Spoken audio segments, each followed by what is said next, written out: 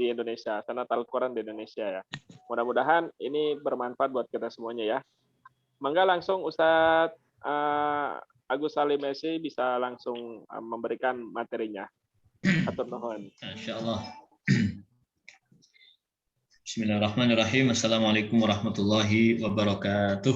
Waalaikumsalam warahmatullahi wabarakatuh. Alhamdulillahirabbil alamin wassalatu wassalamu ala sayyidil anbiya'i wal mursalin wa ala alihi wa ashabihi ajma'in. Rabbi shrah li sadri wa yassir li amri wa hlul 'uqdatam min lisani yafqahu qawli. Allahumma anfa'na bima 'allamtana wa 'allimna ma yanfa'una wa zidna 'ilma. Allahumma a'inna 'ala dzikrika wa syukrika wa husni ibadatika. Amma ba'd. Ini mau ngomong apa ini saya? Ini sama aja apa ya, kalau bahasa Jawanya itu nguyai segoro. Teman-teman semuanya yang dirahmati oleh Allah, alhamdulillah pada sore hari ini kita diberikan kesempatan oleh Allah, itu di hari yang mulia dan juga di bulan yang mulia, yaitu bulan Ramadan. Mudah-mudahan Ramadan tahun ini bisa benar-benar membawa berkah kepada kita, sehingga menjadi kita benar-benar orang yang bisa mengambil hikmah dari bulan Ramadan tahun ini, sehingga kita bisa mengamalkan di bulan-bulan selanjutnya sampai bulan Ramadan tahun yang akan datang. Mudah-mudahan kita masih diberi kesempatan untuk menjumpai Ramadan yang lebih banyak lagi. Amin Allahumma amin. Nggak tahu saya ngomong apa nih. Nggak enak lah masa ngomong sama teman sendiri gitu kan. Aldo ini udah ahlinya itu loh, Masya Allah.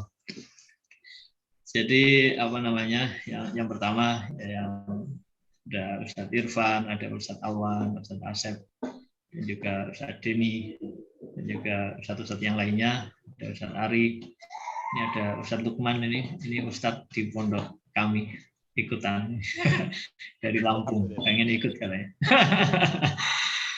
Ya. Ustadz Alwani berarti? Iya, dari Lampung.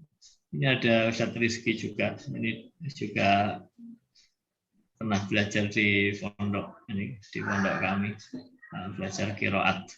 Ya nggak apa-apa nih, apa namanya, kita istilahnya ya belajar bareng lah, ini belajar bareng tentang sanad, yaitu sanad khususnya sanad Al-Quran, karena sanad ini adalah al-isnadu minad-din, ini kata Al-Imam Ibnu Mubarak. Jadi Imam Ibnu Mubarak beliau berkata al-isnadu minad-din, sanad itu adalah bagian daripada agama. Laulal isnad laqala man syaa ma syaa.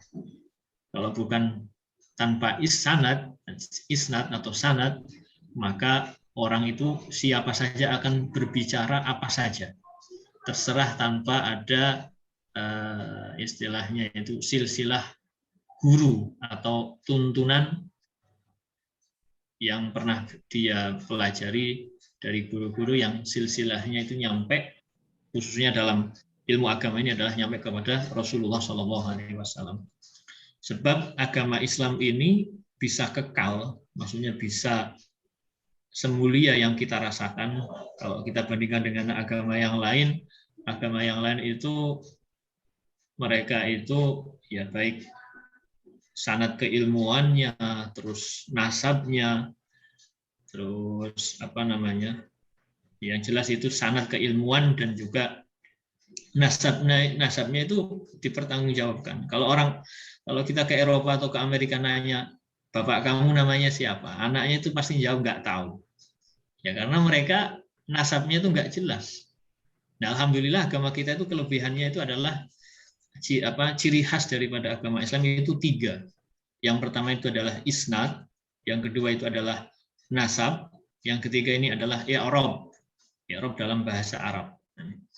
Jadi kalau yang sanad ini adalah definisi dari sanad ini adalah silsilah guru yang mengajarkan suatu cabang ilmu, yang mana cabang ilmu tadi itu nyampe kepada Rasulullah SAW. Dalam hal ini adalah ilmu agama. Kalau dalam ilmu umum itu juga sanadnya itu nyampe kepada pertama kali yang menemukan, dan ilmu tadi itu sudah bisa istilahnya itu di tengah-tengah masyarakat itu sudah bisa dipertanggungjawabkan, nggak diragukan lagi. Ya misalnya orang mau jadi dokter, kok nggak kuliah di kedokteran, atau misalnya dia nggak belajar sama sekali, itu pasti mau buka praktek itu ya diragukan, nanti jadinya apa? Malpraktek gitu kan, maksudnya ya salah praktek lah kan.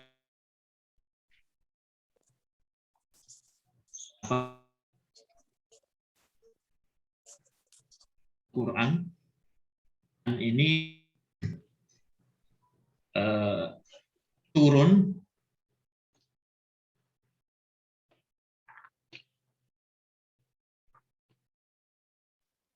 dengan cara musyafahah.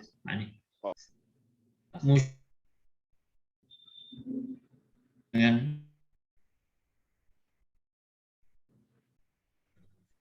tujuannya supaya langsung bertemu dengan gurunya. Dan bahkan Al-Quran itu dari awal memang belum ditulis. Jadi dari awal Al-Quran itu turun dari Allah Subhanahu Wa Taala melalui 3 fase, yaitu fase pertama langsung diturunkan ke Lauh Mahfud, ini kan. Ini mungkin ya antum sudah tahu semuanya lah nih, sejarah Al-Quran seperti ini. Jadi dari Lauh Mahfud, kemudian dari Lauh Mahfud diturunkan ke Sama'ud Dunya, yaitu langit pertama. Secara keseluruhan dari langit pertama langsung diturunkan kepada Nabi Muhammad SAW secara bertahap sesuai dengan runtutan peristiwa-peristiwa yang dialami. Nah, Al-Quran itu sendiri itu juga turunnya itu ada yang karena ada sebab turunnya, yaitu sababun nuzulnya itu ada juga yang tanpa sebab, langsung turun, langsung diturunkan oleh Allah, dimasukkan ke dalam hatinya Rasulullah SAW. Dan makhluknya Allah yang paling kuat untuk bisa menerima Al-Quran itu adalah hatinya Rasulullah. Lau anzalna hadzal Qur'ana 'ala jabalin la ra'aitahu khashi'an mutasaddian min khasyatillah. Kalau Al-Quran ini diturunkan di atas gunung yang sangat kuat, meskipun sangat kuat, ini gunung ini akan luluh lantah, tidak kuat menerima Al-Quran.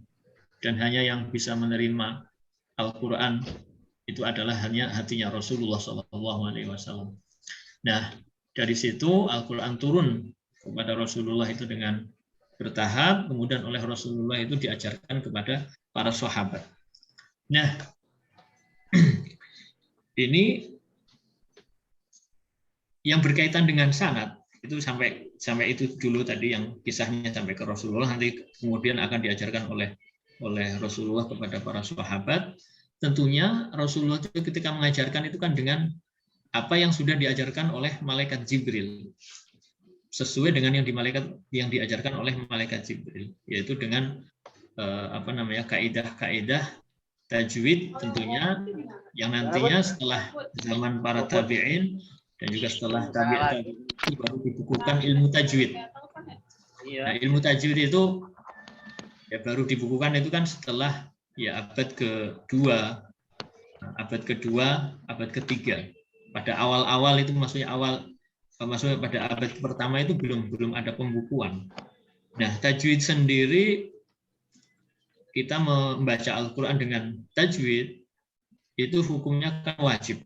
Dengan ilmu tajwid itu hukumnya wajib. Adapun membaca Al-Quran, mempelajari ilmu tajwid itu adalah fardu kifayah.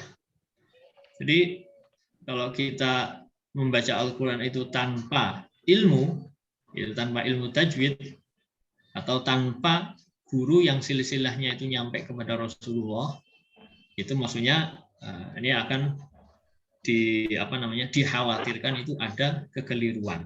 Sehingga di situ sanad di dalam Al-Quran itu memang sangat penting. Jadi kalau misalnya ya seperti tadi yang dikatakan oleh Ustadz Irfan, ini sanadnya kemana ini? Ada sanadnya enggak? Jawab Ustadz Irfan tadi, ke Gontor, sanad saya itu ke Gontor. Nah, ini. Ya sebenarnya sanad itu ya sudah benar. Maksudnya ada sanad yang tertulis, ada sanad yang enggak tertulis.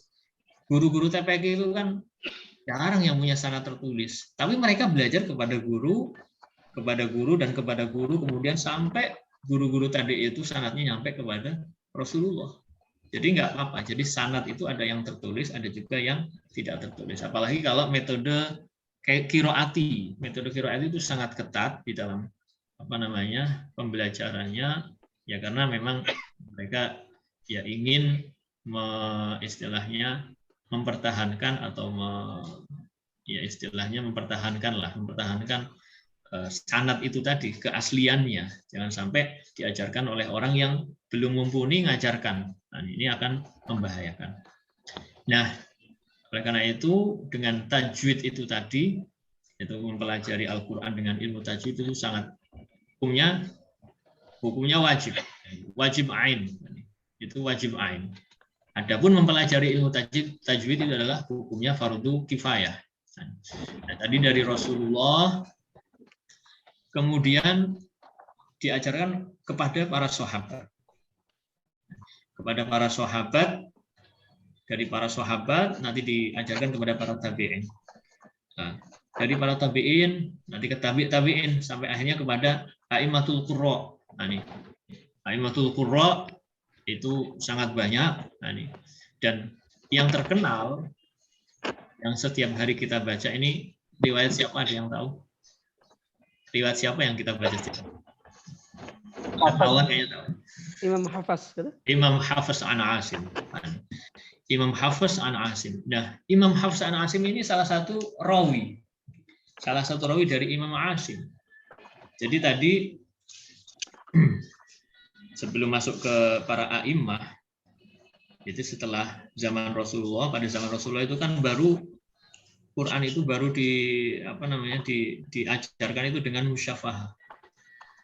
Dan ketika itu ditulis seperti batu-batuan, pelepah kurma, kemudian kulit hewan. Jadi belum ada mushaf. Sampai akhirnya masuk ke masa Khalifah Abu Bakar As-Siddiq radhiyallahu anhu. Nah, ini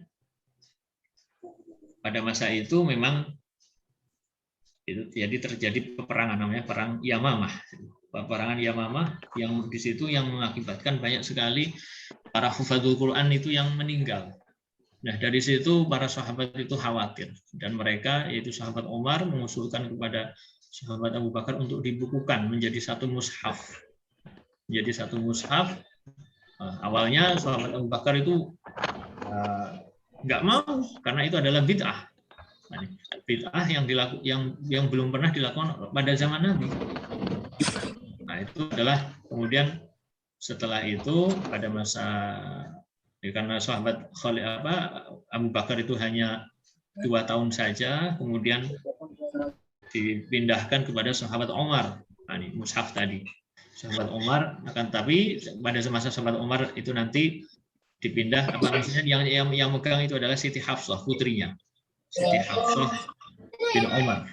Siti Hafsah bin Umar, kemudian pada masa sahabat Umar yang kurang lebih itu 13 tahun kalau beliau menjadi khalifah, yang pada masa Utsman itu juga di situ terjadi perselisihan.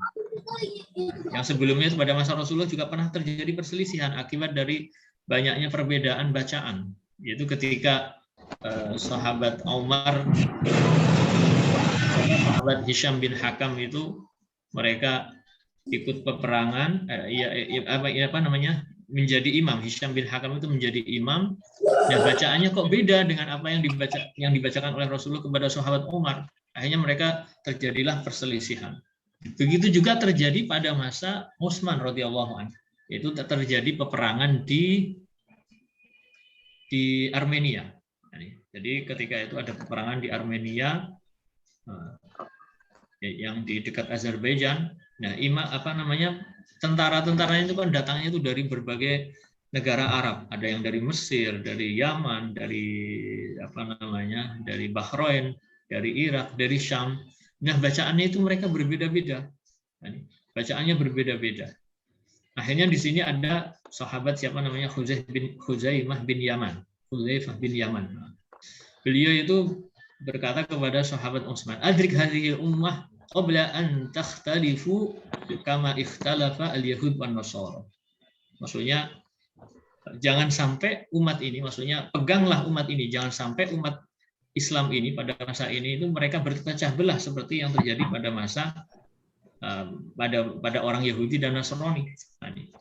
Akhirnya di situ beliau Hudzaifah bin Yaman itu mengusulkan untuk ditulis mushaf tadi itu yang ada pada masa sahabat Abu Bakar, ditulis digandakan lah, dikopi menjadi, ada yang meriwayatkan itu ada menjadi 5, ada 6, ada 7.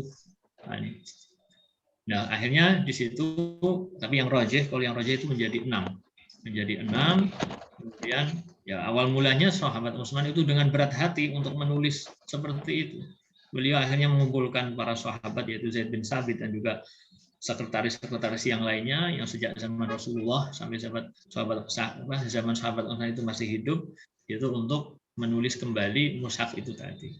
Nah, ketika setelah selesai mushaf tadi itu ditulis, kemudian sahabat Utsman itu mengirimkan mushaf-mushaf tadi ke negara-negara bagian negara-negara Arab. Ada yang di Madinah, ada yang ke Mekah, ada yang ke Syam, ada yang ke Kufah, ada yang ke Basrah. Nah, salah satunya itu dikirim ke Kufah.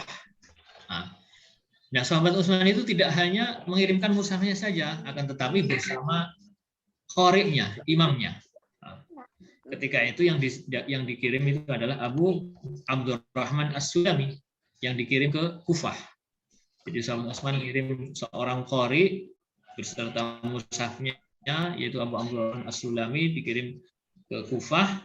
Nah, dari situ Abu Abdurrahman As-Sulami itu beliau mempunyai banyak murid. Di antaranya itu adalah Imam Asim. Kemudian di situ ada Hamzah. Jangan di tengah, di pinggir. Dan di sini adalah Imam Asim. Imam Asim itu sendiri belajar kepada Abu Abdurrahman As-Sulami. Beliau sudah mengambil qiraat yang diajarkan oleh Rasulullah. Kemudian apa yang diajarkan oleh gurunya kepada Syekh Imam Asim Kufah.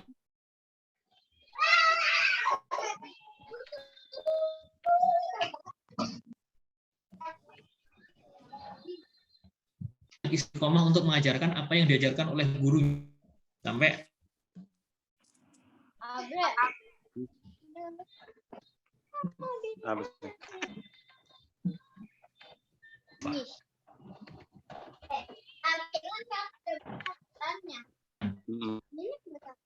Oh ya udah taruh lagi. Kemarin aja. Kita tuh yang itu aja. Kemarin aja. Aina Imam Nafi, Imam Ibnu Katsir dan juga. Nah, imam-imam tadi itu punya rawi, punya murid. Contohnya tadi yang Imam Asim ada Syu'bah dan Hafiz. Nah, rawi-rawi tadi itu juga mereka istiqomah untuk mengajarkan bacaan-bacaan tadi. Akhirnya riwayat tadi itu dinisbatkan kepada mereka. Hampir sama lah seperti mazhab fikih. Karena contohnya Imam Syafi'i, karena beliau itu yang mempopulerkan salah satu pendapat tadi itu, dan beliau itu yang membukukan pendapat-pendapat tadi, maksudnya hasil ijtihadnya dibukukan, kemudian beliau punya murid, akhirnya tersebar, akhirnya pendapat-pendapat tadi dinisbatkan kepada Imam Syafi'i. Akhirnya beliau menjadi mazhab tersendiri. Bahkan mazhab itu banyak sekali jumlahnya, sampai ratusan. Konon ada 200 mazhab sebenarnya. Ya karena mereka imam-imam mazhab tadi itu nggak punya murid, punya murid tapi muridnya itu nggak menyebarkan dan tidak dibukukan. Akhirnya mazhabnya itu kan yandasir maksudnya ya hilang. Seperti Imam Al-Laitsi. Imam Al-Laitsi itu sebenarnya sederajat dengan Imam Syafi'i, Imam Hanafi, Imam Maliki itu di Kairo di Mesir itu. Itu beliau imam mazhab sebenarnya, muridnya banyak. Tapi karena nggak ada kitabnya itu nggak ada yang nyampe kepada kita, akhirnya mazhabnya itu hilang. Hanya sekarang tinggal nama saja. Tapi pendapat-pendapat beliau itu menyebar ke buku-buku atau ke karangan-karangan atau karya-karya Imam Al-Laitsi. Nah, ini sama juga seperti dalam imam qiraat, itu sama seperti itu. Nah, jadi imam hafiz itu yang kita setiap hari kita baca ini adalah rawi dari Imam Asim. Nah, bacaan hafiz ini adalah bacaan yang paling terkenal. Tempat penduduk dunia ini membaca dengan imam hafiz. Padahal yang namanya qiraat itu banyak. Ada qiraah asyarah itu. Qiraah asyarah kalau di Indonesia awal-awalnya yang terkenal itu qiraah sab'ah. Nah, sekarang ini sudah di Indonesia menyebar qiraah asyarah. Qiraah asyarah ini tentunya imamnya ada 10, rawinya ada 20. Karena setiap imam itu, setiap qari itu mempunyai dua rawi. Nah, dari 10 imam ini toriknya itu banyak. Torik itu di bawahnya rawi.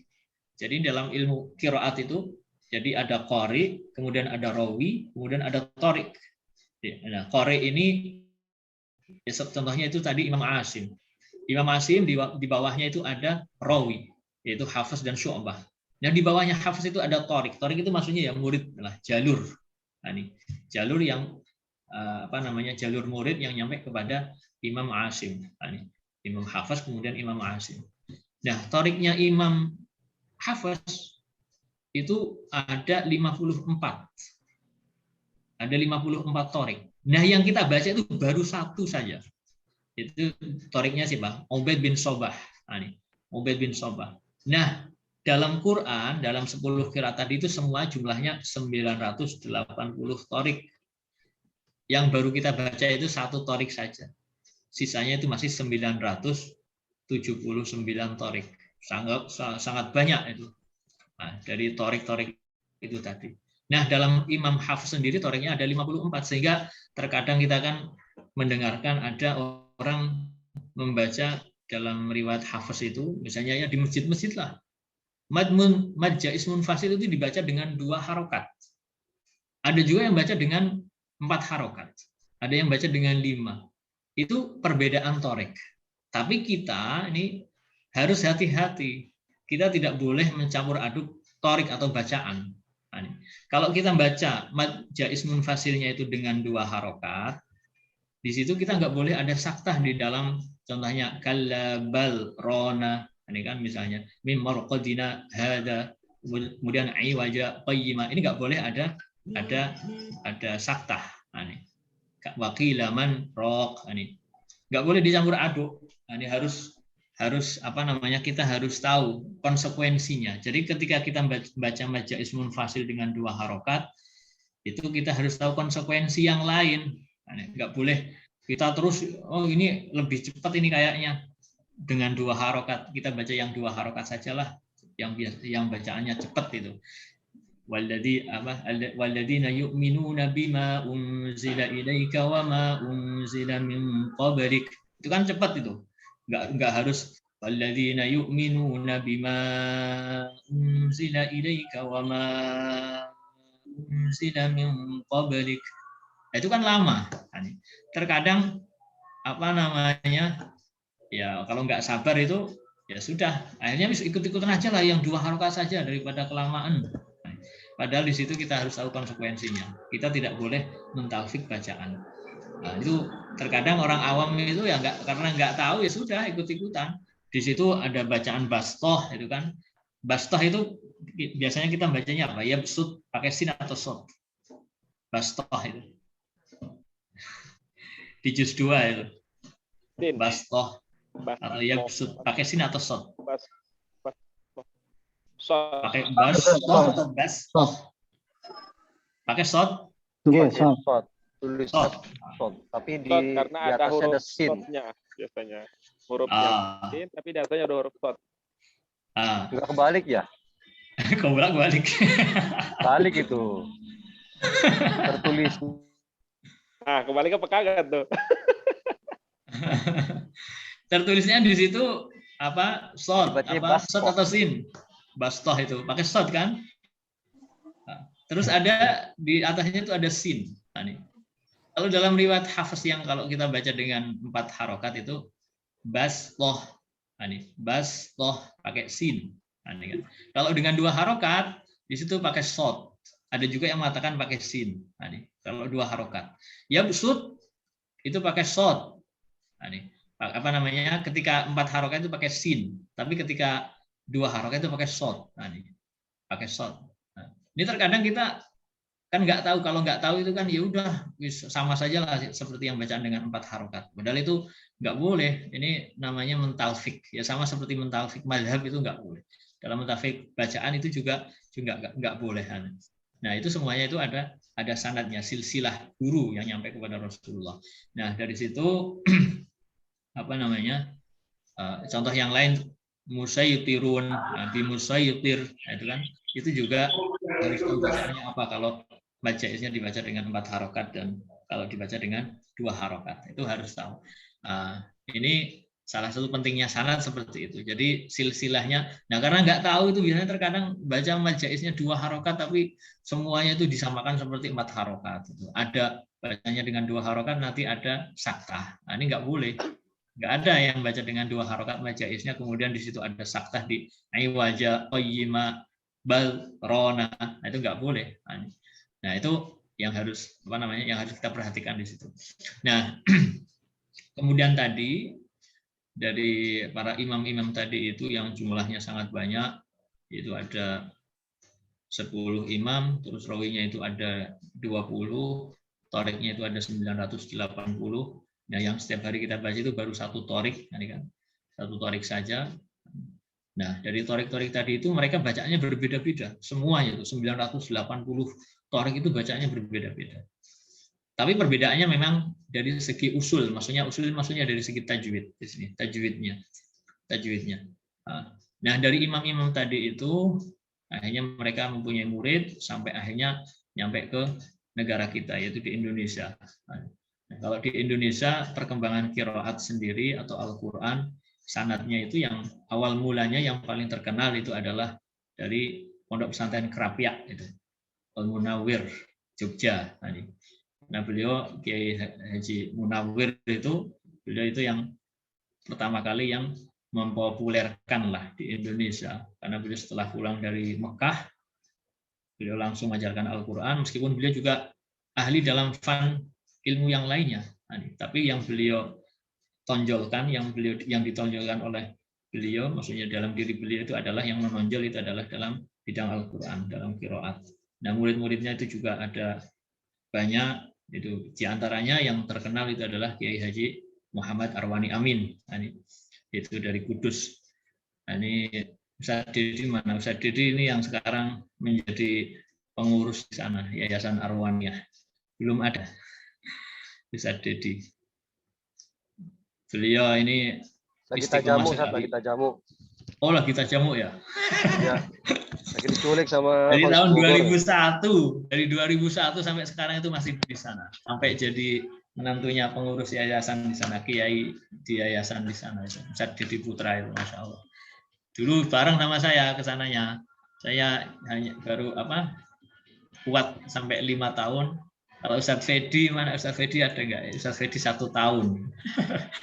Nah kalau saya hanya ya hampir ya 5 tahun lah, 5 tahun.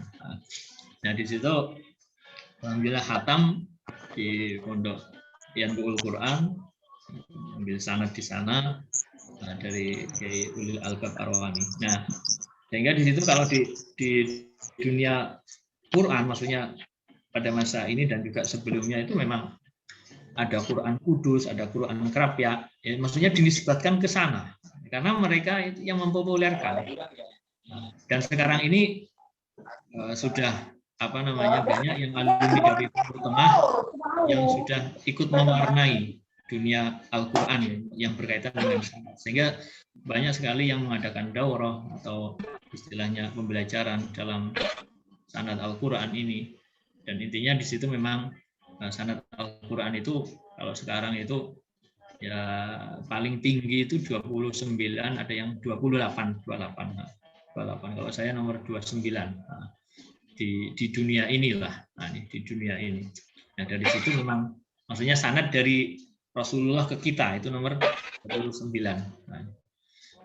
Nah sanad itu ya sebenarnya ya sama lah seperti sertifikat lah, ijazah kita belajar. Jadi ada orang yang sudah belajar kepada guru tapi tanpa diberi ijazah tertulis atau sanad tertulis, tapi hanya dengan izin saja. Itu sebenarnya sama sebenarnya. Yang penting dia tetap harus mempertahankan atau memperhatikan bacaan, keaslian bacaannya, tidak dirubah-rubah. Itu supaya nyampe kepada Rasulullah. Nah, terkadang itu kan orang yang nggak punya sanad atau bacaannya itu sakar wedi lah, ngawur itu karena ya sanadnya itu nggak nyampe. Atau terkadang itu katanya sampai masjid enggak katanya? Ya, ini masjid. Ustaz Ajrianto itu dimatiin, dimut.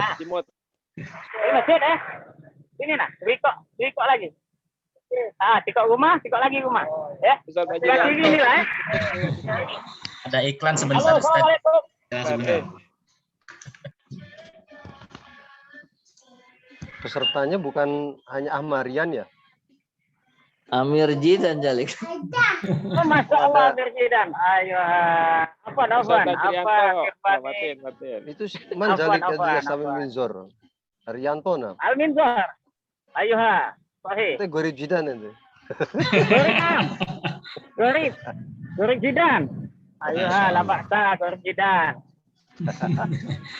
Oke, Ustaz Ajrianto, tafadhal. Ahlan wa sahlan. Masya Allah. Ahlan bikum. Ayo, ahlan bikum. Syukran. Ya, ini berkaitan dengan sanad. Jadi tadi yang seperti yang dikatakan oleh Imam Ibnu Mubarak, laulal isnad laqala man syaa ma syaa. Kalau tanpa sanad itu siapa saja itu akan berbicara apa saja.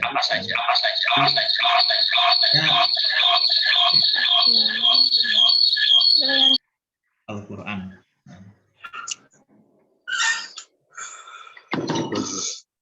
Nah, dari saya menyambungkan itu dari yang bacaan-bacaan yang sangat banyak tadi itu, maksudnya qiraat yang sangat banyak, itu memang ya sejarahnya itu memang untuk mempermudah bacaan orang Arab ketika itu. Nah, untuk mempermudah bacaan orang Arab ketika itu, yaitu ketika Rasulullah setelah hijrah dari Mekah ke Madinah, di situ beliau menemukan ternyata lahjahnya orang Arab yang di Madinah itu sangat banyak. Bahkan ada yang mengatakan sampai 45, ada yang sampai mengatakan ada sampai 50, lahjahnya sangat banyak. Akhirnya mereka kesulitan untuk membaca bacaan Al-Quran yang sesuai dengan lahjahnya orang Quraisy.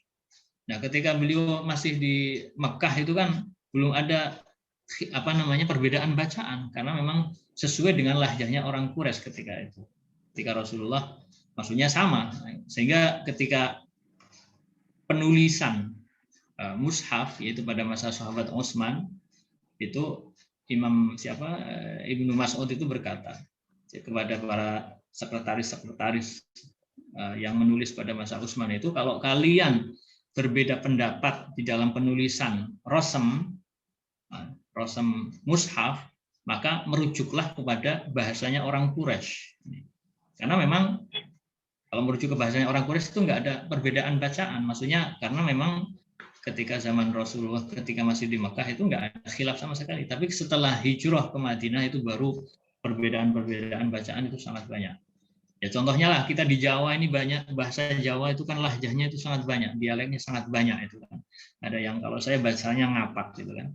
Kalau ke timur sedikit setengah jam saya ke timur itu sudah beda lagi bahasanya, bukan ngapak lagi. Nah, sudah bahasa ketimuran. Di daerah Purworejo itu sudah bukan bahasa ngapak lagi. Nah, sampai ke Jawa Timur, di Jawa Timur sendiri lahjahnya itu juga beda-beda. Nah, dialeknya berbeda-beda. Terus ke Jawa Barat, di Sunda lahjahnya juga dialeknya berbeda-beda. Sama seperti dalam dialek bahasa Arab itu, maksudnya dalam Al-Qur'an diantaranya itu untuk mempermudah bacaan. Nah, mempermudah bacaan. Sehingga di dalam bacaan Al-Qur'an itu ada yang baca imalah itu kan wadduha itu kan. Ada yang membaca taklil wadduha itu dibaca taklil. Ada yang wadduha. Itu karena untuk mempermudah lisan mereka. Mempermudah bacaan mereka. Ini salah satu bentuk rahmatnya Rasulullah SAW. Memang itu beliau minta kepada Allah untuk diturunkan supaya tidak hanya menggunakan satu huruf saja. Jadi awalnya kan Quran itu diturunkan dengan satu huruf. Huruf di sini maksudnya bisa bermakna lahjah, bisa bermakna perbedaan di dalam apa namanya nahwu sorof itu kan. Ini ada dalam harf. Sehingga ada hadis unzilal Quran wa ala sab'ati ahruf. Wa kulluha syafin kafin. Jadi Al-Quran itu diturunkan dengan 7 huruf dan semuanya itu kafin, syafin, sudah sempurna. Sudah sempurna, sudah cukup dan sudah sempurna. Maksudnya kita mau baca apa saja itu semuanya boleh. Faqra'u ma tayassara minhu. Maka bacalah apa yang mudah untuk menurut kita. Nah, karena kita itu yang sudah menyebar ini adalah bacaannya Hafiz. Dan memang konon kalau yang sebab kenapa kok bacaannya Imam Hafiz ini yang terkenal di dunia ini, ya karena memang kalau dari segi bahasa itu paling mudah. Imam Hafiz, bacaan Imam Hafiz itu. Nah, yang paling menonjol itu jadi pada masa zaman Abbasiyah, dinasti Abbasiyah itu ada Ibnu Mujahid namanya. Beliau itu menjadi istilahnya panglima lah pada masa itu, salah satu khalifah pada masa itu. Beliau diperintahkan untuk menulis mushaf. Imam Ibnu Mujahid itu memilih dengan riwayat Hafiz, mencetak riwayat Hafiz. Nah, akhirnya dari itu menyebarlah mushaf dengan riwayat Hafiz. Nah, kalau kita ke Maroko, bacaan yang setiap hari kita baca itu nggak ada. Bahkan mereka itu kalau yang nggak paham qiraat menganggap bacaan kita itu bukan Quran. Karena orang Maroko itu menggunakan riwayat Warsh. Riwayat Warsh. Kalau ke Libya itu menggunakan riwayat Qalun. Menggunakan riwayat Qalun. Bacaannya beda lagi dengan bacaan yang kita baca. Kalau ke Sudan, ke Ethiopia, ke Chad itu kan, atau Afrika Tengah, itu bacaannya beda lagi. Itu bacaan Duri Abu Amr. Nah, kalau kita itu bacaan Imam Hafiz. Nah, kalau ke apa namanya, ke Sudan itu bacaannya yang baca imalah yang Qul a'udzu bi rabbin nas, itu kan. Imalah di dalam lafal an-nas yang berkasrah. Itu sudah menyebar dan mereka mencetaknya seperti itu. Nah, ketika mushaf Imam Hafiz itu dicetak pada masa Ibnu Mujahid, yaitu abad ketiga, di daerah Arab yang barat itu kan, di Maroko itu kan sudah, maksudnya di dekat Maroko, ya maksudnya di Eropa itu kan sudah berdiri negara Andalusia, maksudnya bagian Andalusia, apa namanya, Andalus, di kerajaan Andalusia, dinasti Andalus. Nah, mereka di Andalus itu kan nggak sejalan dengan Abbasiyah, dalam sejarahnya itu nggak berjalan bareng, sendiri-sendiri. Nah, mereka itu juga apa namanya, khalifahnya yang ada di Andalus itu memerintahkan untuk mencetak mushaf, yang dicetak itu riwayat Warsh. Akhirnya yang terkenal itu riwayat Warsh. Sehingga di situ apa namanya, rosem di dalam yang digunakan oleh sahabat Utsman, yang sampai sekarang yang masih utuh, yang benar-benar sesuai dengan rosemnya sahabat Utsman. Jadi tadi kan dikirim banyak mushaf sesuai dengan rosem Utsmani. Dan rosem Utsmani tadi, apa maksudnya, Al-Quran yang sesuai dengan rosem Utsmani tadi dikirim beserta qori'nya. Nah, qori' tadi itu mengajarkan kepada negara-negara, maksudnya masyarakat yang di negara-negara yang dituju tadi itu dengan bacaan yang berbeda-beda. Tapi rosemnya sama. Gitu. Ada yang mengatakan sama, ada yang mengatakan beda. Tapi yang rajih itu sama. Tapi mengajarkannya itu berbeda. Maksudnya cara bacanya berbeda-beda. Nah, akhirnya karena berjalannya, maksudnya masa yang sudah sangat lama, yaitu pada masa Utsman, kemudian mencetakan mushaf itu juga berbeda-beda. Akhirnya rosem tadi itu, rosem yang murni di masa sahabat Utsman itu, ada yang mengatakan sudah nggak ada, ada yang mengatakan masih ada, tapi di museum yang di Topkapi, yang di Turki. Tapi yang rajih itu sudah nggak ada, sudah nggak ada. Nah, sekarang rosem yang ada ini itu adalah rosem sesuai dengan riwayat. Rosem sesuai dengan riwayat. Sehingga di situ, sehingga kalau kita perhatikan Rosem Depak ini kan, dan juga Rosem yang di Madinah itu berbeda. Penulisannya itu juga ada perbedaan. Karena Rosem itu juga di situ ada mazhab sendiri, ada aliran-aliran sendiri. Ada aliran di dalam Rosem itu tadi. Nah, Rosem ini memang sangat penting dalam ilmu qiraat, karena salah satu syarat qiraat itu bisa diterima itu adalah harus sesuai dengan Rosem Utsmani, walau biwajhin, walau ihtimalan harus sesuai dengan Rosem Utsmani, meskipun ihtimal ada kemungkinan sama. Nah, contoh yang ini dalam di surah Al-Baqarah di juz 3 itu nunshiruha, ini kaifa nunshizuha tsumma naqsuha lahma, ada yang baca kaifa nunshiruha sama nunshizuha. Kalau secara Rosem itu sama, tapi bacaannya berbeda. Ini Rosem Utsmani. Nah, sehingga di situ salah satu syarat qiraat itu harus bisa diterima, yaitu yang disebutkan di dalam matan Thayyibah karya Imam Ibnul Jazari, itu adalah diantaranya itu adalah harus sesuai dengan Rosem Utsmani. Kedua itu harus sanadnya mutawatir sampai ke Rasulullah. Nah, sanadnya harus mutawatir sampai ke Rasulullah. Kemudian yang ketiga itu harus sesuai dengan kaidah bahasa Arab, walau biwajhin, sesuai dengan kaidah bahasa Arab meskipun salah satu wajahnya saja. Nah, ini salah satu wajahnya saja. Di situ ada bacaan contohnya wa idz qulna lil malaikatus judu li Adam. Lil malaikatus judu. Di situ ada lam. Lam ini kan huruf jar. Seharusnya lil malaikatis judu. Tapi ada yang baca lil malaikatus judu dengan dhammah. Ini kan. Dengan dhammah. Ini dalam kaidah bahasa Arab. Ini namanya apa? Itu nakal harokat. Yang lil malaikatus judu. Harokatnya hamzah wasol itu yang usjudu dipindah ke ta, lil malaikatus judu, menjadi lil malaikatus judu. Ini dalam qiraahnya Imam Abu Ja'far. Nah, di situ ini sesuai dengan kaidah bahasa Arab. Nah, kalau dalam riwayat Hafiz ini itu memang yang paling mudah.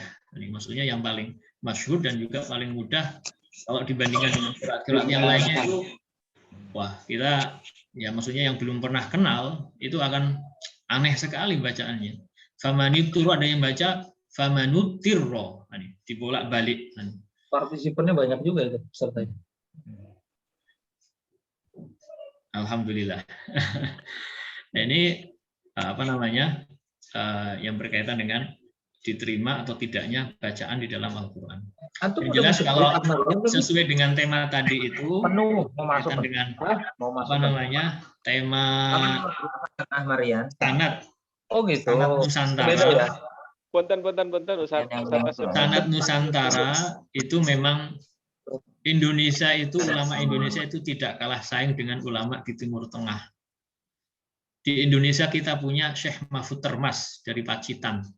Beliau itu dalam tarikh dalam sejarah qiraat itu beliau menjadi satu-satunya qori awal abad ke-19, akhir abad ke-18. Syekh Mahfud Termas. Beliau punya karya namanya Bunyatut Thalabah fi Syarhit Thayyibah. Thayyibah itu matan dari qiraah Asyarah yang kubro. Bahkan buku beliau itu sekarang menjadi diktat di Al-Azhar, Universitas Al-Azhar, di Kuliatul Quran dari tahun pertama sampai tahun terakhir. Itu karya ulama Nusantara, Syekh Mahfud Termas. Syekh Nawawi Bantani itu punya karya namanya Marah Labid, tafsir. Itu beliau menyinggung qiraat itu juga sangat banyak. Dan beliau menjadi mufti Syafi'i pada abad ke-19. Imam Syekh Nawawi Bantani. Kemudian dan juga banyak imam-imam yang lainnya. Kalau yang lebih khusus, yang paling ini memang Syekh Mahfud Termas itu yang karyanya itu sudah mendunia dan juga banyak yang menggunakan sampai sekarang. Kalau Syekh Muhammad Munawir, Syekh Muhammad Munawir bin Abdul Rasyad, ini beliau menyebarkan ilmunya itu di Indonesia, sehingga menjadi pada masa beliau dan juga pada awal 90-an, sebelum banyak orang belajar di Timur Tengah, itu yang namanya Quran itu pasti merujuknya ke sana, ke Kudus, kemudian ke mana, ke Mbah Munawir itu di Kerapiak itu. Mayoritas, meskipun ada ulama-ulama yang lainnya ketika itu, ada ulama-ulama lainnya seperti siapa itu yang di Pasuruan, Basori, Kiai Basori. Nah, Kiai Basori itu juga itu termasuk salah satu jalur Quran yang ada di Indonesia, sanad Quran yang ada di Indonesia. Tapi memang yang paling masyhur itu adalah lewat jalur Kudus, kemudian jalur Kerapiak itu. Beliau ini yang mempopulerkan Al-Quran di Indonesia. Bahkan meskipun Quran yang dicetak di Kudus itu nggak sesuai dengan rasam yang di Depak. Bahkan Depak itu belum memberikan istilahnya itu izin tasheh itu belum ada karena nggak sesuai dengan rasam yang di Depak. Karena rasamnya itu rasam tulisan yang ada di Kudus, maksudnya khotob yang ada di Kudus ketika itu sesuai dengan arahan dari Mbah Kiai Arwani Amin. Sehingga di situ Kudus mencetak sendiri, di situ untuk kalangan sendiri. Ini mushafnya itu untuk kalangan sendiri, meskipun sudah menyebar kemana-mana, tapi di situ tulisannya kalangan sendiri. Yaitu memang berkat perjuangan para mereka. Sehingga Quran di Indonesia memang kalau di kalangan Nahdiyin, Quran di Indonesia ini yang terkenal yaitu Kerapiak, Kudus itu. Kalau di kalangan Nahdiyin, kalau di kalangan selain Nahdiyin biasanya itu orang-orang yang baru datang dari Timur Tengah langsung menuju ke sana itu. Kalau saya alhamdulillah pernah belajar di Kudus, di Mbah Arwani bersama Pak Didi, ini sudah nongol itu.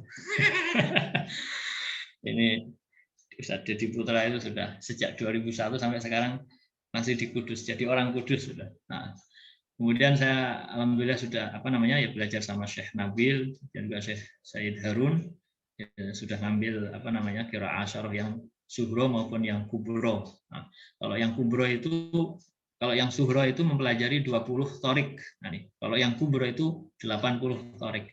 Sisanya masih banyak. Tadi 980 thorik, sisanya masih 900 thorik. Sangat banyak yang belum dipelajari dari sanad-sanad Al-Quran itu. Qiraat itu tadi, qiraat yang ada di dalam Al-Quran. Mungkin cukup ya.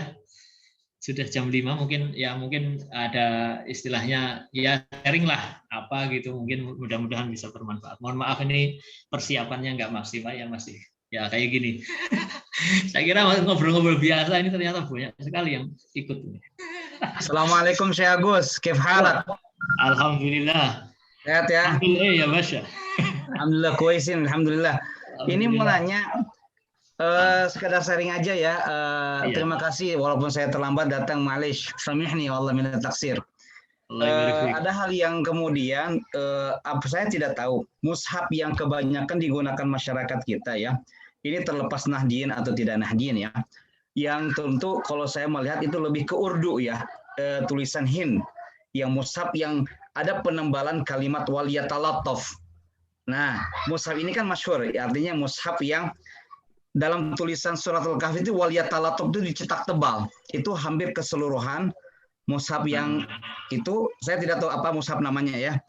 Kemudian mungkin antum bisa mengetahui tentang tarikh ya di balik penebalan kalimat waliyatalattof. Itu hampir mushaf yang sebagian besar masyarakat kita memiliki mushaf itu, walaupun ada juga mushaf Madani, mushaf Madinah yang lainnya. Demikian Syekh, terima kasih.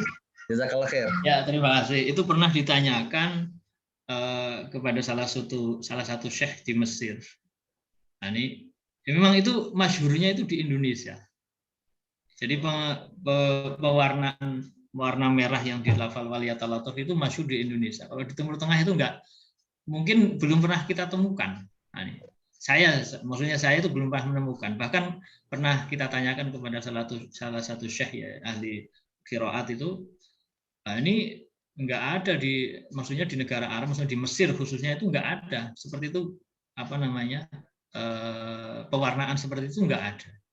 Tapi memang ada yang pernah mengatakan bahwa itu adalah ketika sahabat Utsman itu dibunuh ketika sholat itu sampai darahnya itu menetesnya di lafal itu. Itu wallahu alam, benar atau enggaknya itu wallahu alam, karena memang itu kisah itu memang di dalam apa namanya keilmuan yang berkaitan dengan ulumul Quran itu nggak tertulis secara ini.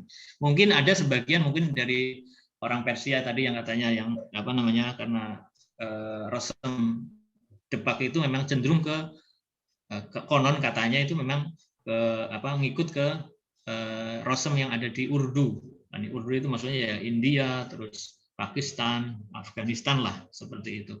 Itu mungkin ngikut ke sana.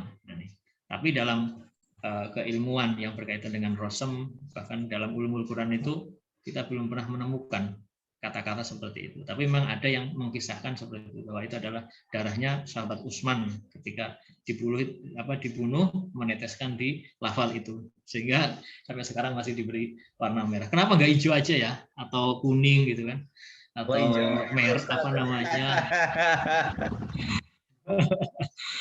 atau misalnya biru. Ahmarian itu karena Ahmarian.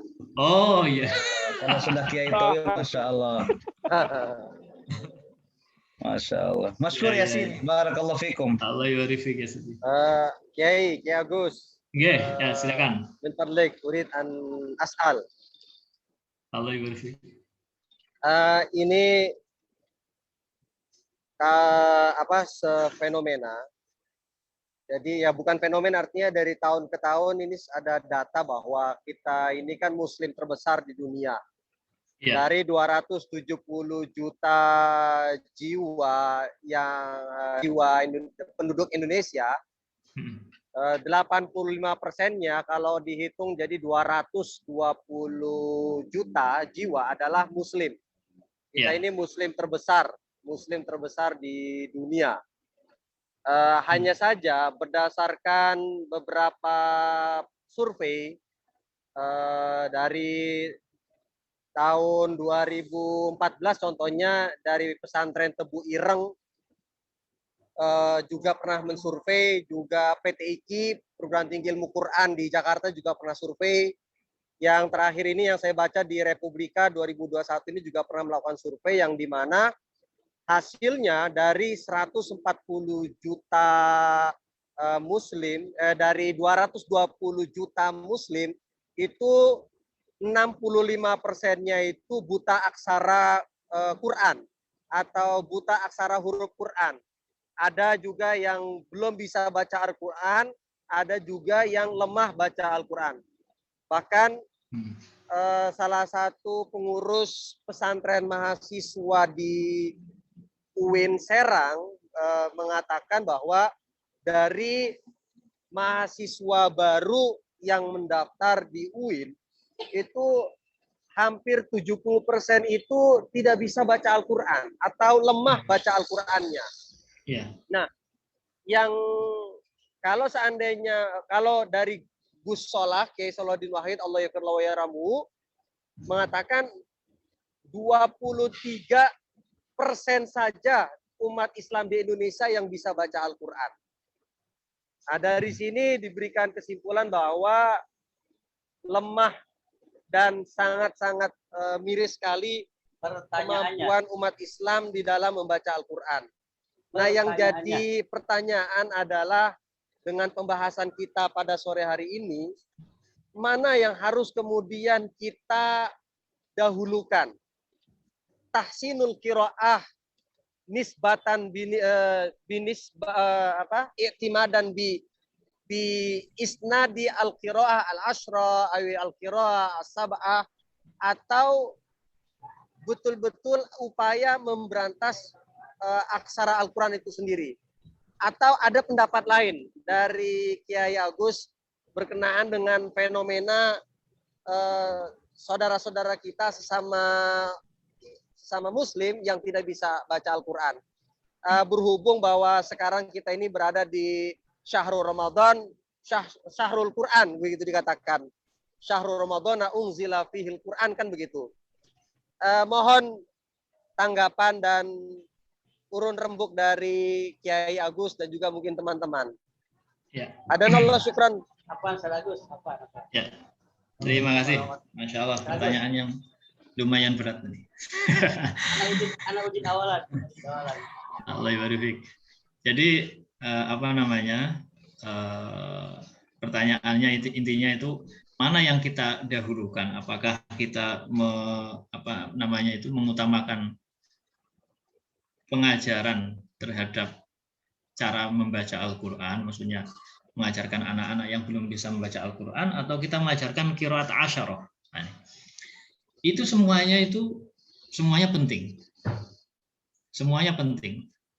Jadi intinya itu bisa berjalan bareng sesuai dengan kemampuan masing-masing, dan mempelajari qiraat itu juga hukumnya fardu kifayah. Jadi fardu kifayah. Kalau untuk bisa membaca itu hukumnya wajib memang, karena setiap orang kan harus bisa membaca Al-Quran, fardu ain hukumnya. Tapi kalau kita bandingkan fardu kifayah dengan fardu ain itu pahalanya lebih banyak mana? Ini kalau dari pahala gitu kan. Fardu kifayah itu lebih banyak pahalanya karena dia itu sudah menyelamatkan 220 juta manusia. Yang muslim maksudnya. Nah, itu menyelamatkan sejumlah itu. Tapi itu kan hanya beberapa saja. Nah, hanya beberapa saja yang wajib itu. Yang penting sudah ada itu gugur. Tapi yang lainnya tetap wajib, yaitu untuk mengajarkan Al-Quran, metode mengajarkan cara membaca Al-Quran. Itu sama-sama penting karena memang sekarang itu yang kalau kita lalai di dalam istilahnya itu melestarikan ilmu qiraat, itu orang orientalis itu sudah larinya ke sana. Jadi setelah orientalis itu sudah nggak bisa atau nggak mampu untuk mengobrak-ngabrik isi Al-Quran, sekarang yang mereka obrak-abrik itu kan sejarahnya yang kita obrak-abrik, bahkan di dalam qiraat itu sendiri. Nah, dalam bacaannya, banyak di antara mereka itu gimana Quran itu katanya satu kok banyak bacaannya itu sebegitu banyak. Berarti Quran ini banyak. Nah, itu salah satu pertanyaan dari orang orientalis. Nah, kita bagaimana cara menjawabnya atau istilahnya itu supaya menanggapi mereka itu bagaimana. Nah, ini harus istilahnya ya ada yang konsen di qiraat, ada konsen itu di dalam pembelajaran Al-Quran itu sendiri. Jadi itu semuanya sama-sama penting. Bahkan di dalam qiraat itu sendiri itu sangat mempengaruhi, istilahnya itu ada pengaruh terhadap ilmu fikih, tauhid, dan juga apalagi bahasa. Karena salah satu sumber bahasa Arab itu adalah qiraat. Hujjah yang dijadikan salah satu hujjah. Itu maksudnya hujjah yang terkuat di dalam bahasa itu adalah qiraat. Karena qiraat itu ya muncul pada awal-awal Islam. Nah, itu menjadi hujjatul lughah di dalam agama kita. Nah, dalam kaitannya dengan fikih itu sangat penting. Sangat penting. Contohnya nih kan di dalam surah Al-Baqarah itu kan wa yas'alunaka 'anil mahid qul huwa adzan fa'tazilun nisaa fil mahid wa la taqrabuhunna hatta yathurun. Ada qiraat yang membaca yatahharna. Nah, yathurun ada yatahharna. Nah, di sini ini sangat dalam fikih itu sangat penting kaitannya dengan ilmu fikih. Ini bagi yang sudah menikah, insya Allah semuanya sudah menikah dan istrinya itu sedang haid, kemudian ya misalnya siapalah yang ingin berhubungan, ini sudah nggak sabar. Dalam mazhab Maliki dan Hanafi, perempuan yang istri yang haid kemudian itu sudah mampet dan belum mandi janabah, belum mandi besar, itu boleh sudah berhubungan dengan suami karena sudah nggak sabar misalnya. Tapi dalam mazhab Syafi'i itu nggak boleh, dia harus mandi dulu, mampet dulu kemudian mandi besar istri itu yang haid itu. Ini pengaruh dari qiraat. Jadi wala taqrabuhunna hatta yadhurun. Janganlah kalian mendekati atau berhubungan dengan istri kecuali kalau sudah yadhurun. Yadhurun itu nggak ada tasdidnya. Maksud tahara yadhuru, yadhurun. Kalau yang yatoharna ini aslinya tatoharo ya tatoharu. Berasal dari kata-kata tatohar. Maksudnya ada tasdidnya. Nah, tasdid itu mempunyai makna lebih ketat lagi. Jadi dalam mazhab Maliki dan Hanafi, perempuan yang haid itu mau berkumpul dengan suaminya, dia harus mampet dulu. Sudah selesai haidnya, kemudian harus mandi jinabah dalam mazhab ini. Mohon maaf, Syafi'i dan Hambali harus mandi jinabah dulu. Tapi kalau dalam mazhab Maliki dan Hanafi, beliau mengambil qiraat yang tulisannya yathurna. Itu dengan yang tidak yang enggak ada tasdidnya. Yang penting sudah mampet saja tanpa mandi itu sudah cukup, sudah berkumpul enggak apa-apa. Sudah enggak wajib mandi dulu. Mandinya itu nanti sekalian kalau sudah aja. Itu pengaruh dari qiraat. Itu memang harus diketahui dalam seorang mufassir itu harus tahu ilmu qiraat, sehingga hukum mempelajari ilmu qiraat itu hukumnya fardu kifayah, enggak semuanya, tapi tetap harus kita lestarikan. Bahkan sekarang di Indonesia itu jumlah hufadzul Quran itu kalau dikalkulasikan dengan negara-negara Arab, Indonesia itu insya Allah itu lebih banyak. Kalau dengan Mesir lah, dengan Mesir itu juga mungkin Indonesia itu lebih banyak. Kalau dibandingkan dengan Mesir yang di situ ada Azhar, kan? Apalagi sekarang pembelajaran yang dengan konvensi dengan metode Barat itu di Mesir itu juga sekarang gencar itu kan, yang mereka gimana caranya supaya mereka itu menjauhkan dari agama itu sangat gencar di Mesir, sehingga yang hafal Quran itu sedikit. Bahkan di Indonesia sekarang itu sudah istilahnya itu orang penghafal Quran itu masya Allah, geliatnya itu sungguh sangat luar biasa. Ya tentunya di sini dengan banyaknya hufadzul Quran di Indonesia, meskipun di situ berbarengan dengan banyaknya orang yang belum bisa membaca Al-Quran, nah itu ya tetap harus qiraat itu tetap harus istilahnya diprioritaskan juga bagi yang mampu. Dan karena hukumnya itu sekarang, kalau dulu karena fardu kifayah, mungkin satu kabupaten itu yang wajib menghafal, yang belajar qiraat itu mungkin satu lah dulu. Kalau sekarang itu bisa dikatakan, ada yang mengatakan setiap kecamatan itu harus ada yang tahu qiraat, karena saking banyaknya orang yang hafal Quran. Saking banyaknya orang yang hafal Quran di Indonesia, meskipun berbarengan dengan banyaknya orang yang belum lancar bacaannya. Bahkan mohon maaf ya, di pondok-pondok pesantren sendiri yang khususnya yang bukan khususnya bukan Al-Quran, yang bacaannya Qurannya lancar itu juga bisa dihitung. Nah, nggak mesti alumni pondok pesantren itu kok bacaannya bagus, itu nggak mesti. Masih banyak ini ya, karena memang apalagi sekarang pondok pesantren itu banyak yang di situ dibarengkan dengan ilmu-ilmu umum. Tentunya ilmu-ilmu agama yang secara khusus dalam baca Al-Quran itu lebih agak dikesampingkan. Itu mungkin ya Ustaz ya. Wallahu a'lam. Ustaz mau nanya Ustaz. Ya. Ya. Ini kayak syukran atas penjelasannya semuanya tadi. Untuk kita ini, misalnya para asatidz di pondok gitu kan, kalau kemudian kita mengajarkan ke beberapa tempat, memang seperti tadi saya sampaikan itu, banyak juga yang menanyakan tentang sanad dari kita. Nah, untuk kita ini, kalau yang di pesantren yang khusus Al-Quran itu mungkin memang sudah jelas ya arahnya kemudian sanad. Nah, untuk kita ini, bagaimana caranya kemudian kita bisa belajar kembali, tapi dengan lebih mudah, bukan lebih mudah ya, lebih fokus gitu dengan kegiatan-kegiatan yang ada di pesantren, kemudian bisa masuk ke sana. Itu kira-kira mudahnya seperti apa ya solusinya seperti itu? Oh ya. Jadi yang perlu kita ketahui, sanad itu bentuknya tuh macam-macam. Ada sanad qiraah, ada sanad iqra'. Ada sanad bin nazar, ada sanad an dhahri qalbin. Jadi sanad ada sanad dengan membaca dengan melihat mushaf, ada sanad hafalan, ada sanad qiraah. Qiraah itu guru memberikan sanad karena dia itu belum mumpuni untuk mengajar, belum mampu untuk mengajar, dia diberi sanad tapi sanad qiraah saja. Dia belum boleh mengajarkan kepada orang lain. Ada sanad iqra'. Kalau sanad iqra' itu adalah sanad yang diperbolehkan untuk mengajar kepada orang lain. Maksudnya dia boleh mengajarkan kepada orang lain dan orang lain tadi nanti bisa mendapatkan sanad dari kita. Nah, ini sanad Iqra. Nah, yang lebih terpenting itu adalah sanad, yaitu tadi sanad bin nazar, ada sanad an dhuhri qalbin. Nah, kalau misalnya yang belum hafal Quran ya cukuplah dengan sanad bin nazar. Bin nazar dan juga ada nanti dengan Iqra. Nah, kita baca kepada siapa guru misalnya.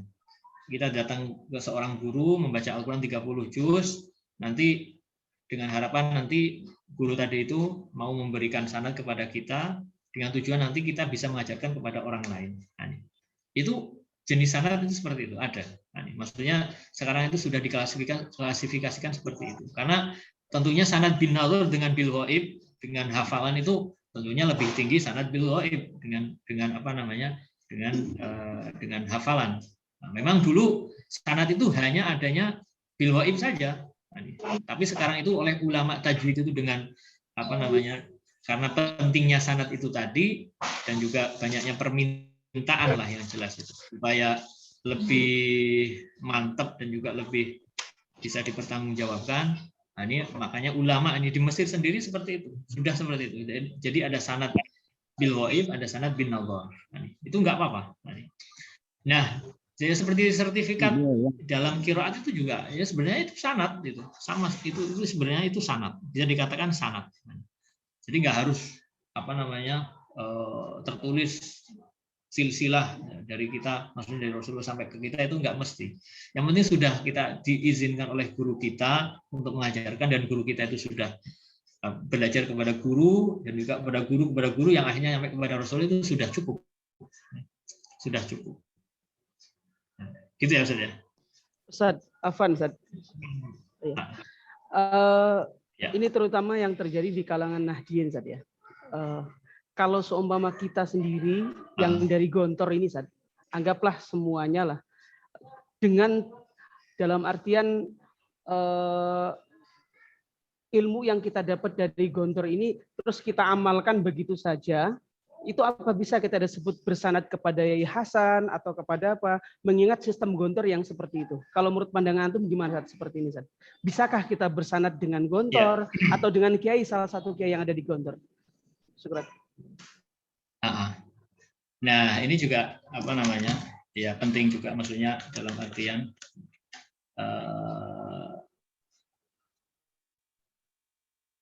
tidak semua bacaan anak Gontor itu bagus, itu tidak. Ya mohon maaf, maksudnya saya tidak mengkritik itu enggak. Maksudnya memang adanya seperti itu. Realita. Yang mau kuliah ke Mesir itu, realita seperti itu. Memang kenyataannya seperti itu. Tidak semua bacaan Qur'annya anak Gontor yang sudah alumni itu bagus, itu enggak. Mungkin bisa dikatakan ya apa banyak lah yang sanadnya masih belum bagus lah. Nah, itu gimana? Apakah sanad kita itu bisa kita nisbatkan kepada misalnya Pak Hasan atau guru-guru kita sesepuh, maksudnya guru-guru syuyukh di Gontor bisa dinisbatkan mereka atau enggak itu? Ya sebenarnya itu jenisnya itu apa namanya? Bukan sanad yang berbentuk silsilah itu secara tertulis seperti itu enggak. Tapi hanya sertifikat lah. Sertifikat itu juga sesuai dengan kesepakatan guru-guru yang ada di Gontor. Apakah ini anak ini layak untuk mengajarkan atau tidak? Maksudnya tidak hanya satu orang saja yang mengetahui anak ini layak itu misalnya. Itu enggak. Nah, saya kira perlu banyak saksi lah, banyak saksi. Kalau misalnya boleh satu orang tapi dengan syarat memang bacaannya sudah bagus. Tentunya ya guru-guru yang diterjunkan di Gontor itu juga insya Allah sudah bagus semua. Itu sudah, saya kira ya satu itu sudah cukup lah sebagai saksi bahwa anak ini sudah mumpuni membaca Al-Quran. Tapi memang kalau langsung kita nisbatkan dalam tadi pertanyaan Ustaz Alwan itu kita nisbatkan kepada apa namanya langsung kepada guru kita Pak Hasan, misalnya Ustaz Hasan, dan juga para masyayikh yang ada di Gontor dengan tertulis misalnya sampai nanti Pak Hasan kemana ke guru siapa, terus ke gurunya ke guru siapa itu memang ya bisa saja sebenarnya ya, tapi ya dengan syarat Pak Hasan ngasih sanad kepada kita. Tapi kalau Pak Hasan secara tertulis tidak memberi sanad kepada kita, maksudnya secara tertulis dengan silsilah yang seperti tadi saya sebutkan, ya cukup kita, ya saya belajarnya di Gontor.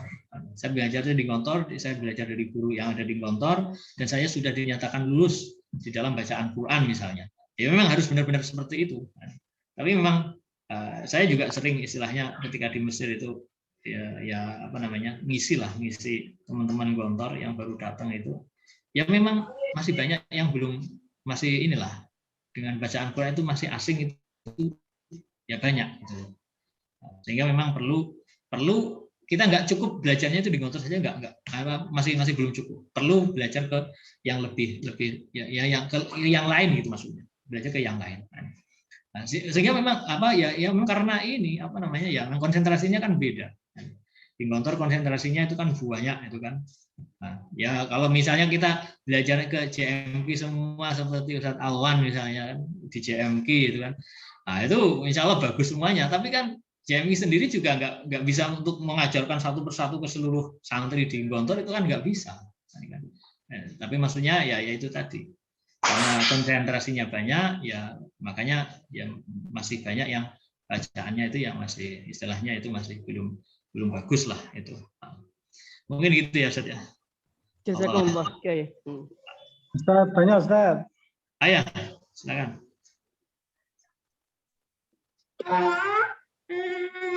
Pertanyaan Ustaz, konfirmasi, mungkin bisa diterangkan, ada yang menganggap bahwa bacaan waras itu adalah salah satu bacaan favorit dari Rasulullah SAW. Itu yang pertama. Yang kedua, ya betul. Okay. Yang kedua, mungkin moga-moga kami berkesempatan untuk mengundang antum Ustaz di Ibnu Abbas Klaten, baru digagas untuk markas sanad wal qiraat Ustaz. Moga-moga bisa berkesempatan. Amplopnya siapin aja. Yang tebal. Sama yang terakhir Ustaz, moga-moga mungkin forum ini bisa ditutup dengan antum membacakan kepada kami qiraat itu mungkin dari surat Al-Fatihah Ustaz. Mungkin kami juga kangen untuk mendengar itu semuanya. Ya, doanya khatibul Quran, Allahumma arhamna bil Quran. Muafiq. Ayo, ana muafiq. Mungkin itu aja tiga.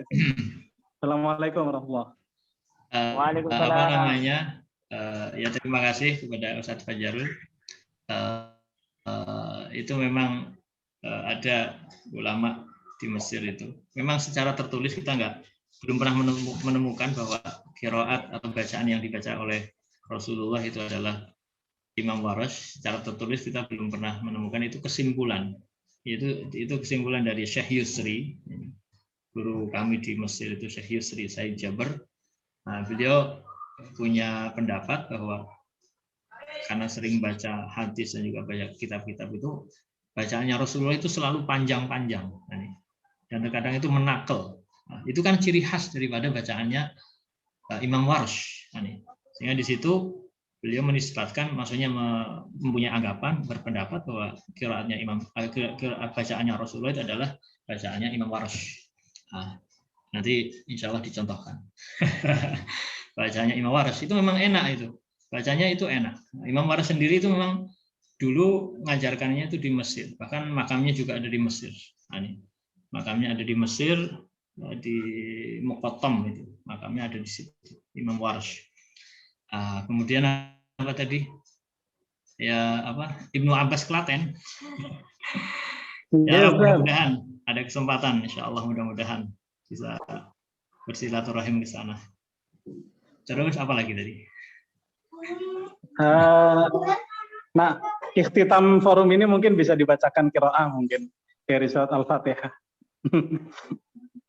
Masya Allah. Al-Fatihah jadi pembukaan. Wah, ini iya. Aku nggak tahu Ustaz Denny itu. Masya Allah. Ini lapar suruh baca Quran lagi. Ustaz, izin bertanya Ustaz. Iya, bertanya dulu lah nanti ya. Gimana, Ustaz? Siapa? Saya Asep Dadan, Ustaz. Oh iya. Kan ada metode seperti ikro, kemudian kiroati dan sebagainya gitu, Ustaz. Nah, kebetulan waktu itu kami sempat belajar kiroati bersama teman-teman di Malaysia karena banyak permintaan tuition ataupun ngajar-ngajar gitu untuk sekelas ikro, kiroati, muqaddam awal itu. Dan kebetulan diberikan ijazah seperti itu, sertifikatnya, apakah itu masuk ke sana juga, Ustaz, atau bagaimana, Ustaz? Iya. Sertifikat atau ijazah dalam metode bacaan itu bisa juga disebut sebagai ya ijazah. Jadi perbedaan antara ijazah dengan memang ada perbedaan sih antara ijazah dengan sanad, itu ada perbedaan. Kalau sanad itu ijazah itu istilahnya sertifikat, dia sudah diberi ya izin lah, ya hampir sama sebenarnya.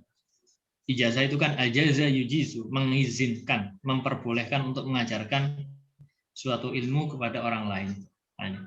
Nah di situ ya sama seperti sertifikat, ya sama lah, sama istilahnya pakai bahasa, kalau ijazah bahasa Arab, sertifikat bahasa Inggris lah misalnya, itu sama. Nah itu kalau menurut saya itu sudah, dan juga ada beberapa ulama yang berpendapat kalau kita sudah dapat sertifikat seperti itu maknanya itu adalah izin kita untuk mengajarkan kepada murid kita. Sertifikat atau izin untuk mengajarkan kepada murid kita. Meskipun silsilah atau sanadnya itu belum diberikan kepada kita. Silsilah guru-guru sampai ke Rasulullah itu belum diberikan kepada kita. Jadi itu mungkin sebagai tahapan lah, tapi kita sudah diberikan izin untuk mengajarkan. Dan tidak semua orang itu mau ngasih sanad.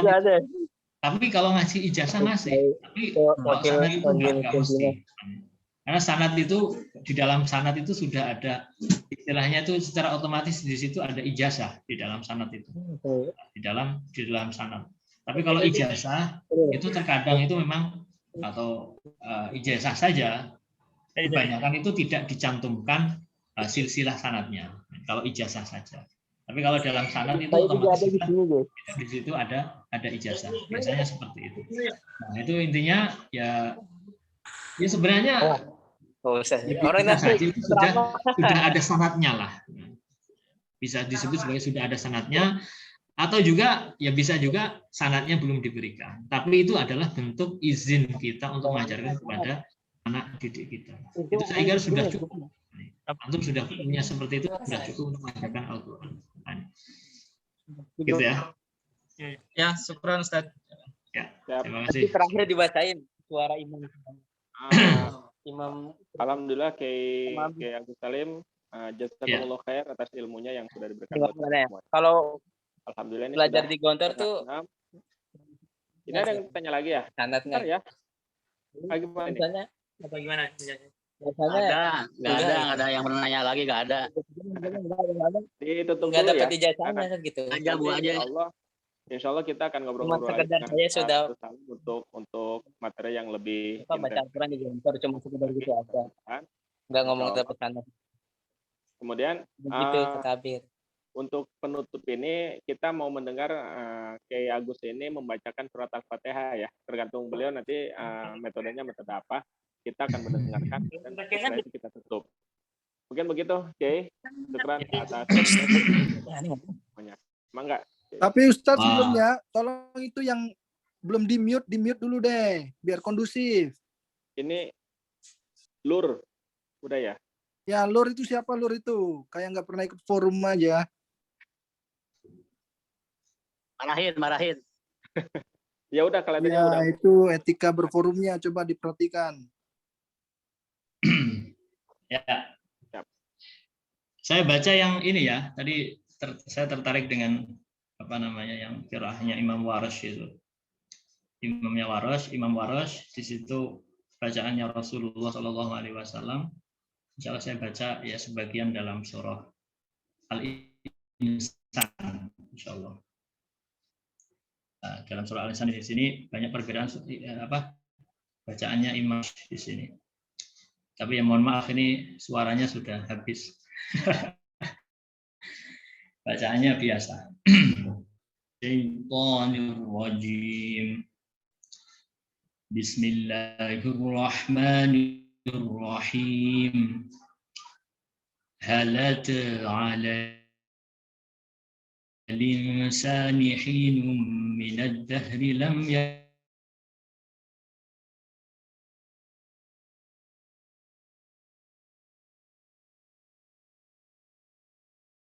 يسيرا إنا هديناه السبيل إما شاكرا وإما كفورا إنا أعتدنا للكافرين سلاسلا وأغلالا وسعيرا إن الأبرار يشربون من كأس كان مزاجها كافورا عينا يشرب بها عباد الله يفجرونها تفجيرا يوفون بالنذر ويخافون يوما كان شره مستطيرا ويطعمون الطعام على حبه مسكينا ويتيما وأسيرا إنما نطعمكم لوجه الله لا نريد منكم جزاء ولا شكورا إنا نخاف من ربنا يوما عبوسا قمطريرا فوقاهم الله شر ذلك اليوم ولقاهم نضرة وسرورا وجزاهم بما صبروا جنة وحريرا متكئين فيها على الأرائك لا يرون فيها شمسا ولا زمهريرا ودانية عليهم ظلالها وذللت قطوفها تذليلا ويطاف عليهم بآنية من فضة وأكواب كانت قوارير من فضة qadira. Cukup ya. Itu contoh daripada bacaan Imam Warsh. Nah, Imam Warsh. Dan mohon maaf suaranya ya kayak gitu. Lagunya nggak enak. Alhamdulillah. Bagus. Udah habis suaranya. Alhamdulillah. Allah ibarik. Ustaz Agus Salim LCMA, juga teman-teman semuanya yang sudah hadir di sini. Alhamdulillah. Mudah-mudahan Zoom ini membawa keberkahan dan rahmat buat kita semuanya ya. Amin ya Allah ya Rabbal Alamin. Mungkin kita cukupkan sampai sekian. Kita tutup dengan membaca alhamdulillah. Alhamdulillah. Alhamdulillahirabbil kafaratul majlis. Subhanakallahumma wa bihamdika asyhadu an la ilaha illa anta Syukran katsiran Ustaz. Sama-sama Ustaz. Masyaallah Ustaz Rahman. Jazakumullah khair. Jazakumullah khair. Ini Ustaz. Ada Jamal. Syukran Kiai. Ustaz Tawil. Jazakumullah khair. Masyaallah. Ya, syukran Al-Ustaz Kelfaz Muhammad Abdul Salim. Allah ibarik. Salim Bang. Arif. Bang, ayo ha. Masyaallah. Ustaz Abdul Salim, syukran ya. Sama-sama Ustaz. Jazakumullah khair.